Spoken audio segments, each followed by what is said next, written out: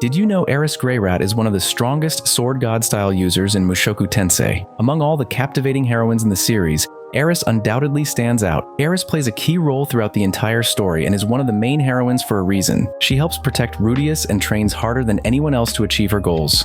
She would do anything for Rudeus, and I mean anything. She's the dominant one in bed. Appearance. Eris is described as a beautiful girl with long red hair, red eyes, and a well-toned figure. She has big breasts, something Roxy and Sylphiette do not possess. She is often seen carrying swords on both sides of her waist. Personality. When Eris first meets Rudeus, she is contemptuous, impulsive, and prone to violent outbursts, traits she likely inherited from her grandfather Sauros. Over time, while maintaining her fiery nature, she becomes fiercely protective of Rudeus. Despite her aggressive exterior, Eris is shy and often hits Rudeus for sudden physical contact, even though she does the same to him. This mutual inferiority complex leads to misunderstandings, ultimately prompting Eris to leave Rudeus and train to become his equal. Eris's background. Eris Greyrat, later known simply as Eris Greyrat, was born into the prestigious Boreas family of the Asura kingdom. Eris was known for her violent tendencies and was often expelled from schools, injuring several tutors in the process. Her father, Philip, understanding her nature, hoped she would become an adventurer and arranged for Rudeus to tutor her in reading, writing, arithmetic, and magic.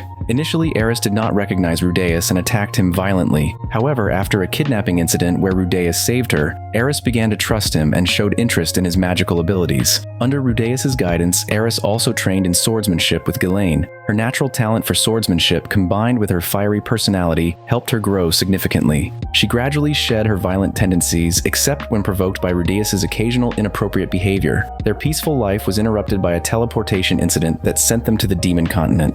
On the Demon Continent, Eris and Rudeus were rescued by the supered warrior Ruigerd. They formed the adventuring party Dead End and aimed to restore the honor of the superb tribe as well as to get Eris and Rudeus back home.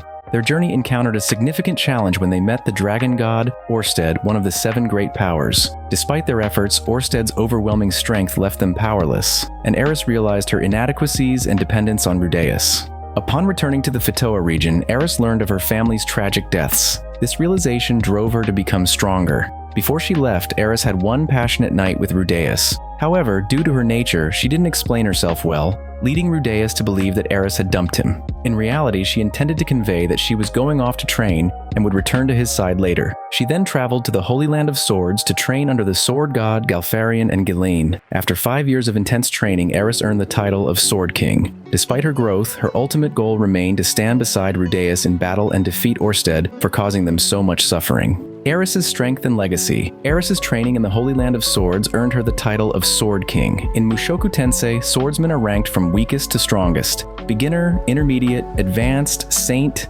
king, emperor, and god. Eris's rank as Sword King places her 3rd from the top, indicating her incredible strength. Eris has the strength and speed of a sword emperor. Even Ruigerd, a North Emperor level combatant, commented that Eris was stronger than him, but she didn't want to challenge the sword emperor rank, so she stayed a Sword King in title. Eris's primary sword style is the sword god style, which emphasizes offense with the motto, 1 strike, 1 kill. She mastered the sword god style's secret technique, Long Sword of Light, and combined it with techniques from the North god style. Although she couldn't master the water god style due to her personality, she learned to counter it effectively. Eris's master was the sword god Galfarion, and she also trained under the North Emperor Albur and the water god Rita Rhea. Reunion with Rudeus. In the second fight, Eris returned just in time to save Rudeus from Orsted. This bloody battle concluded with a proposal from Orsted, leading to Rudeus's surrender and coming to work for Orsted instead of further fighting, and together they all wage war against Hitagami. Despite initially considering withdrawing due to Rudeus's marriage, Eris eventually became his 3rd wife. Together, they had 2 children,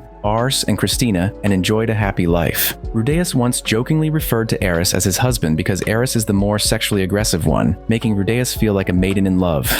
On their first wedding night, Eris became the dominant partner after overcoming Rudeus with her stamina. Rudeus lost this battle, but he was happy. Although she is quite wild in bed, she is very shy about displaying this to others. Rudeus had to work hard to convince her to participate in a foursome. Children. The first son of Rudeus and Eris, Eris Greyrat, closely resembles his mother with red hair and has green eyes like his father. Inherited from Rudeus, he has a perverted nature and prefers the company of women, but he is a devoted older brother who will protect his siblings and family with his life. Eris and Rudeus's second child is a girl named Christina Greyrat. She is a fun-loving child who enjoys spending time with her parents, especially her father. Being a daddy's girl, she cherishes every moment with him. Eris is quite strict with her children, particularly Ars, as he is expected to be the successor in the family as the eldest male. However, deep down, Eris loves both of her children dearly and wants them to grow up strong and capable. Later years.